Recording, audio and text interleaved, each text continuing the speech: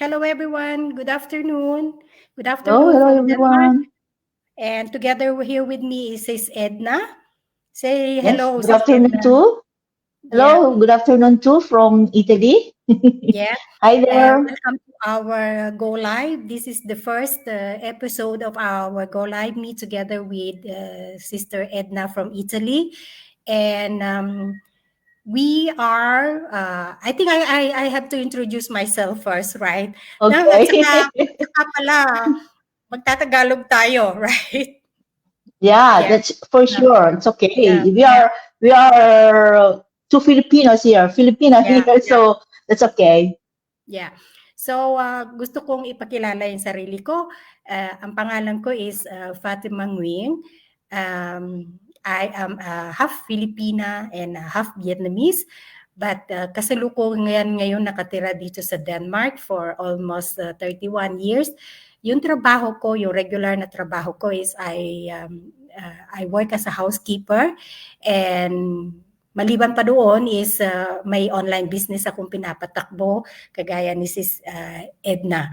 So ikaw, Sis Edna, magpakilala. Yes, hello once again. Ako nga po pala si Edna Dizon. Kagaya ni Sis Fatima. I'm from the Philippines, but Sis Fatima, ano siya, dalawa. Half Vietnamese and half Filipina. Instead, ako, pure Filipina po ako.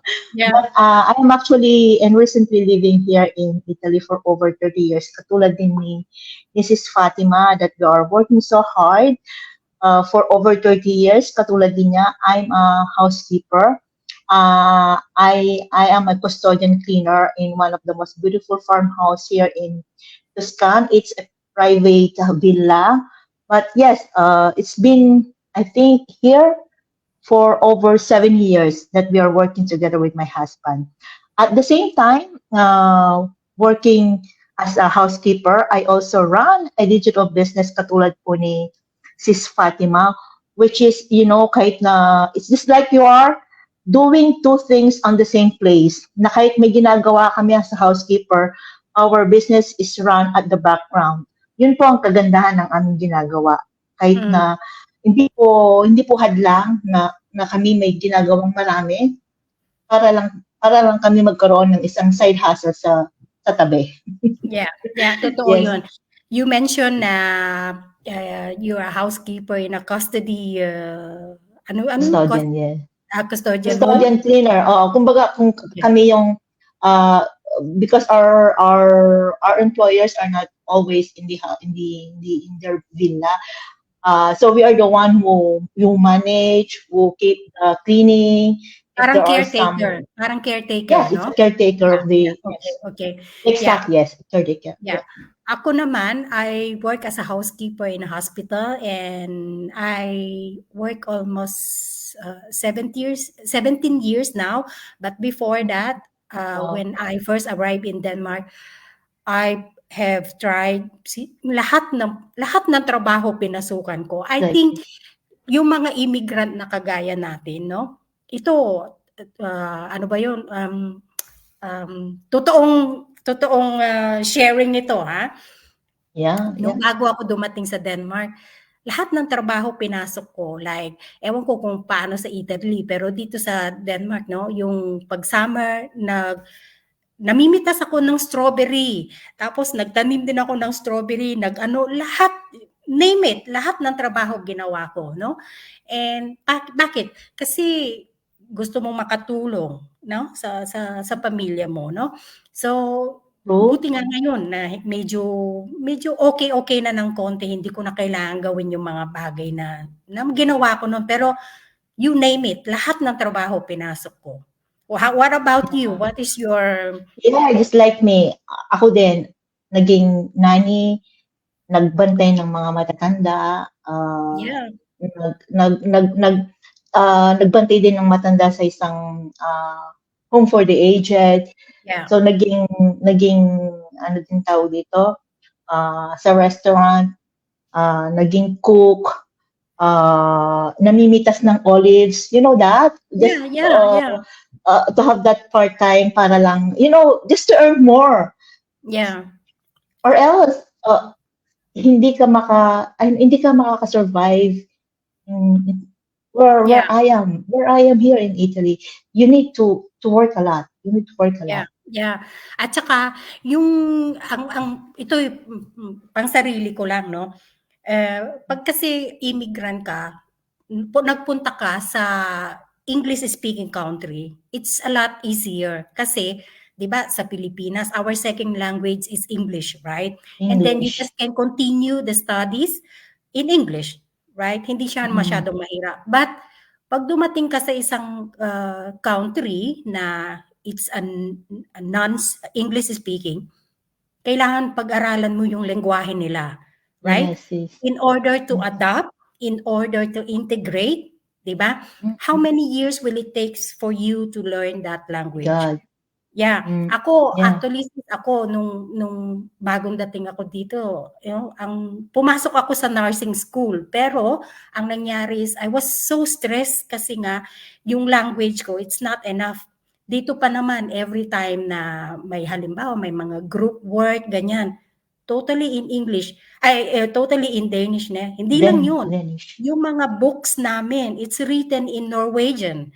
So another language, no? So I was really frustrated, na-stress ako, so tumigil ako. Hindi Yes. hindi ko mm, We are on the actually same. You know, when I was started here, even in Italy, I have my, what do you call, my dictionary. mm, Every time I heard something, one word, I have the dictionary just to, para lang malaman ko kung anong ibig sabihin anong ibig noon, kung anong, sabihin niya? ewan, siguro ganito talaga sa Europe. Hindi pa sila, I don't know, siguro talagang ganun sila. Hindi sila, dun sa pagiging, yung ano ba yan, yung communication ng English, parang hindi nila talaga inadapt, you know? So, Yeah, kailangan pag pumunta totoo. ka sa Europe, pag pumunta ka dyan sa inyo, sabi mo, may ganun din sila. Dito sa Italia, Yeah. Italian word. Punta ka sa France, may France silang sariling dialect. Punta ka sa Spain, may sarili sila. Punta ka sa Germany, may sarili sila. I think siguro, ganun talaga. But dahil sa gusto mong magtrabaho, you Yeah, have to, totoo. di ba? Yeah, ganun Yeah, din ako. Nung unang-una, ganun yeah. din ang ginawa ko. So hindi lang pala trabaho ang pareho natin, yung mga experience pareho din. Oh, yeah, sis, yeah. So sis, God. share mo, bakit mo pinasok ang online business? As I have said, I am 50 going to 51. Bata ka pa. The, okay, yes, of course. But yung energy, I think, hindi na rin katulad nung una. In the past 30 years, as we have said, dami namin pinasukan na trabaho. Kung minsan tatlong trabaho sa maghapon. Kung minsan nakakapagod na rin in our Katawan. physical, sa body, sa katawan. Mm. So sabi ko, hindi na rin lingid sa atin na ang teknolohiya ay it's more on advancement, no? Sabi High-tech, ko, high-tech tapos, na tayo. yeah. Tapos pag nag-uusap kami ng anak ko, she's 25. So kahit siya marami siyang alam. So nagkakaroon ako ng idea kung anong dapat gawin just to supplement, our earnings. So anong ginawa ko? Palagi akong naghahanap. But suddenly, may dumating na, my newsfeed, may nakita kong isang advertisement na ganyan, na ganito. Oh, wow! Why? Sabi ko, itry ko nga siya. Hanggang sa nakita ko itong side hustle na ito, itong digital business na to, na gamit namin ang isang digital platform na siya ang nagiging, what do you call that? Siya yung nagiging gabay namin just to offer this business globally. Sa katunayan, hindi lang ito na ginagamit namin para kumita, just to earn. Ang dami rin nating natututunan. Not only Natutulungan, yeah. our personal development na talagang ang dami natin, dapat pala hindi ganyan, dapat pala ganyan, 'di ba? Yeah. Tapos surrounded ka sa mga taong nililip up ka, yung bang pag Yeah. nagkikita, 'di ba? Mga ganon. Mm. At saka yung unang-una yung ano na rin. Unang-una, sabi ko nga, ayaw ko nang magtrabaho ng 3, 4 na klase sa isang araw. Thank God, meron kami isang work ngayon, but I need also a side work, you know. Sa patuloy na pagtaas ng mga bilihin,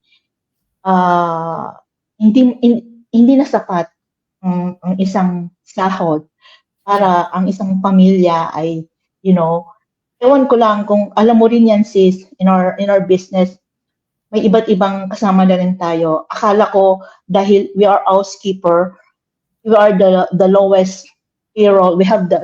Tayo ang pinakamababang payroll. You know that. Yeah. Pero in the community, may mga doctors, may mga nurses, may mga engineers, may mga electrician, may mga student, may any what do you call that? Kahit anong ginagawa niya, o who is he or she, pero naghanap pa rin siya ng ibang way para makita, at nahanap natin itong digital business na to. Ito pong business na to ay kasalukuyang namamayagpag sa digital space. Nauuso po siya dahil sa dami. We are more than 200,000 people around the world. Do you think that? Patuloy na tayong dumadami. It's just because of our digital platform na ginagamit. Diba? Yeah. Agree ako dyan, sis, kasi kanina binanggit mo na may mga nurses, may mga doktor, may mga, you name it, lahat ng profesyon meron, right? Tapos tayo yung pinaka mababa. Reality is that, right? Yeah, that's the reality. Kahit na ayaw natin sabihin na pinakamababa, but that's the reality. Tayo yung lowest paid. The lowest payroll, diba? Yes. Yeah. Lowest paid, tapos physical hard work pa, diba, sa katawan, right? Yeah. So ang point natin is we join the business because we want to have additional income, passive income. Kasi mahirap yung trabaho natin, mabigat sa katawan, at mababa yung sweldo. Yung iba naman, like doctor, nurses, engineer, architect, malaki yung sweldo nila, pero wala silang oras. Kasi they work a lot too para magkaroon ng yung kita na yun. So they don't have the time with the family. So ang business na to, pinoprovide niya, you can have both financial freedom and time freedom. Kaya lahat ng mga profession, name it, different kind of profession, nandito lahat, as long as you have the willingness to earn or to learn and earn, right? Ako, real talk lang ha, ako, I am really tired na like yung mga immigrant na kagaya natin, no? Aminin man o hindi, kasi ako, totoong tao ko, sinasabi ko talaga kung ano yung nasa sa loob ko. Most of us, magtatrabaho ka ng 4, 5 years, 3 years, mag-iipon para makapagbakasyon, right? Pag nagbakasyon ka ng 1 month sa Pilipinas, pagdating mo dito, sometimes you have to worry what will be the next, right? Hindi ka man pwedeng yung parang magbakasyon ka na yung wala kang iisipin, right? Anuhin pa na bago ka nakapagbakasyon, ilang taon mong inipon yun, right? And then after that, pagdating mo dito, kayod na naman agad, no? Ang dami sa atin, sa community natin na ngayon, dahil nga global tayo and because of the flexibility ng business, kahit na nasaan ka, pwedeng umaandar yung business mo. And ang dami sa atin na while they are on their vacation, they're still earning. Yun ang gusto ko. No? Yeah. Yun ang gusto ko. Kaya yun ang isa sa mga reason kung bakit ko pinasok ang online business na to.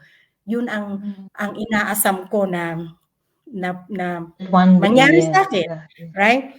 Yeah. So At saka yung Absolutely, sinasabi mo absolutely. na yeah, at saka yung sinasabi mo na, yeah, we are the lowest paid profession, ewan ko kung pwedeng So yeah, tawagin na profession yun, no? But then it doesn't matter as long as you are doesn't willing matter. to, Yeah, yeah, you're willing to learn and you are coachable, and then basta't uhaw ka sa pagbabago, gusto mo baguhin yung buhay mo, yeah, and tama, you willing to sacrifice tama, maybe tama. 1 and 2 years, kasi kung iisipin mo na kung hindi ka magsasakripisyo, since na dumating tayo sa abroad, sakripisyo na yung ginawa natin, right? Pero wala ka man makikitang asenso sa buhay, no? So Mm-mm. parang ikot lang ng ikot.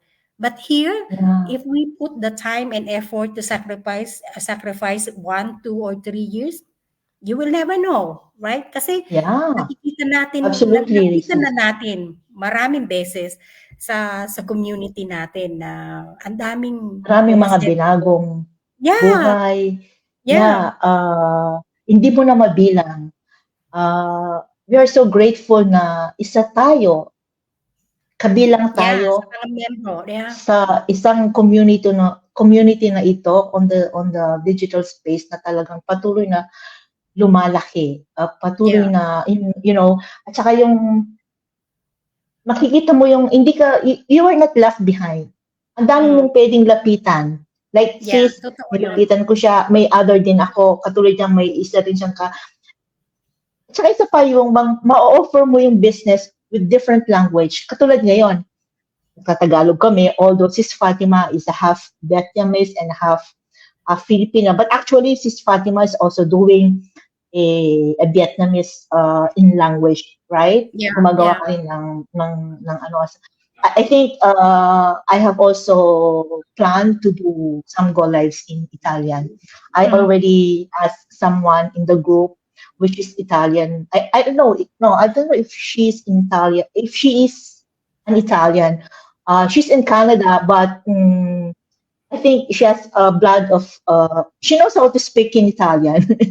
So, okay, yeah, parang gusto ko rin to use the language of the Italiana mm, maybe in the yeah, next yeah, few days.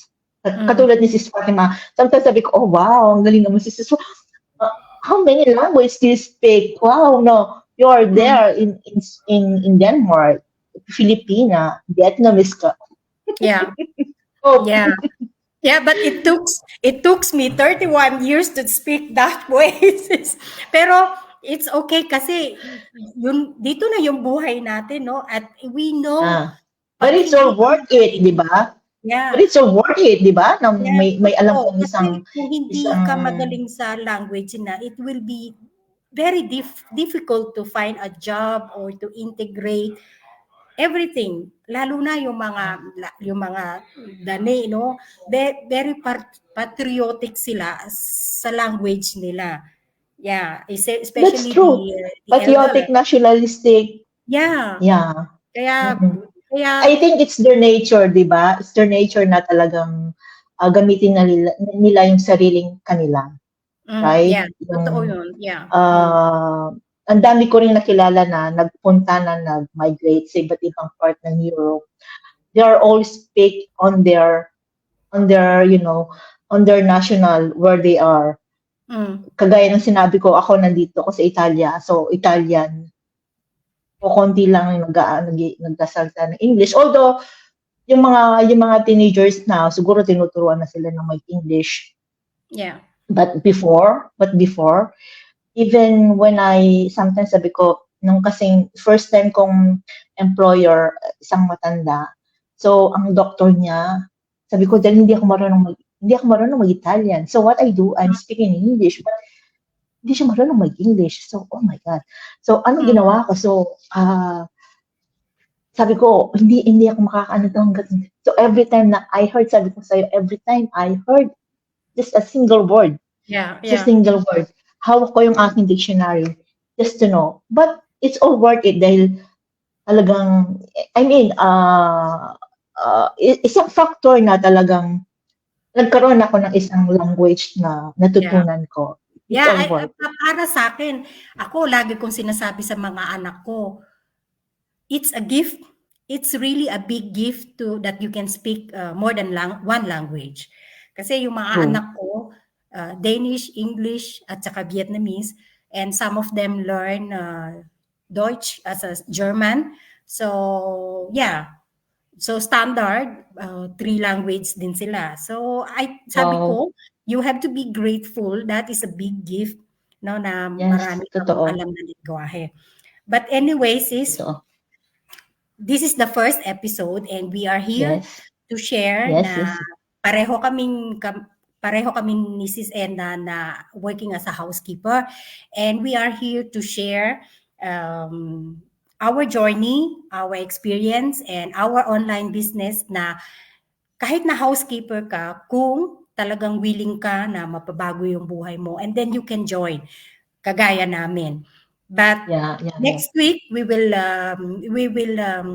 ibang topic ang pag-uusapan namin, like kung takot ba kami nung pumasok kami. Of course, 'di ba? Takot kami, natural lang 'yun na matakot, and then anong ginawa namin? Ano yung mga nag-push, nagtulak sa amin para Tulak sa amin pasukin para ang ano na 'to, at hanggang ngayon ay nandito pa kami. So, I yeah, hope yeah. na inspired namin kayo, and we hope to see you next week. So, sis, may gusto ka pa bang i-add doon? Yes, ang ginawa namin ito ni Sis Fatima, anyway, the business hindi po kami ang business po namin, it's not about subscribing or it's not about recruiting. Hindi po kami nagre-recruit, but we are more on engagement. We are more on engagement. We are more on attracting person. Hindi po kami namimilit. Hindi po kami nag-chase. Ang ginagawa po namin is sineshare namin lahat kung ano yung mga natututunan namin sa community, sa business namin, yung successful people na kasama namin. But we are on the way from that. Right? Sis Fatima? And yes, patuloy po namin gagawin to more on the coming weeks, on the coming month. Actually, we're planning also to invite other people that are in the Europe, because we have said that we are entrepreneurs, but we are in Europe. So entrepreneurs are also mates here in Europe. Yeah. So, hindi po hadlang sa amin dahil kami ay mga housekeepers, cleaners. Hindi po naging hadlang para sa amin ang gumawa ng ibang way, gumawa ng ibang pagkakataon para kami ay, para kami magkaroon ng changes, a little bit of yung pagbabago sa buhay, no? Kasi pagod ka na sa it's the same and the same and the same, no? So one day you will come to think, ano bang pwedeng gawin na para mabago lahat? Pero it really requires na kailangan may tapang ka para lampasin yun, na kasi lahat ng mga kailangan umaksyon ka, right? Yeah. Kasi kung halimbawa, may trabaho ka nga o mababa yung sweldo mo, but then every day nagdarasal ka na, Lord, sana ganyan, ganito. Yeah, but you don't do anything. The opportunity is right in front of us. Yeah, wala kang ginawa. Sometimes we don't see, but the opportunity is already in front of you. Us. Yes. We have to work. We have to work. Hindi yung hihintayin mo na lang na nasaan na. Yeah. No, you have to work for that. Hindi yung hihintayin mo na mahulog na lang sa kamay mo. Walang mangyayari na gano'n. You have to take action, no? Kailangan maging... At saka yung nagiging active ka, katulad na sinabi mo, I also have fear nung umpisan ko to. Pero nung nakita ko sinabi sabi ko, paano ko pagagawin to? May training, sometimes sabi ko, paano ko malalaman lahat ng questions na ito kung hindi ako papasok at titignan lahat kung ano talagang nasa loob dito? 'Di ba? Pero ang naging nagtulak sa akin ng gumawa ito ay yung you don't need to be a tech savvy. Dahil Yeah. may tutulong sa'yo na step-by-step guide. So, yun ang naging batayan ko para pasukin to. Then, at the first place talaga, dahil ang daming questions sa isip ko, daming questions sa isip ko, I have to take this one.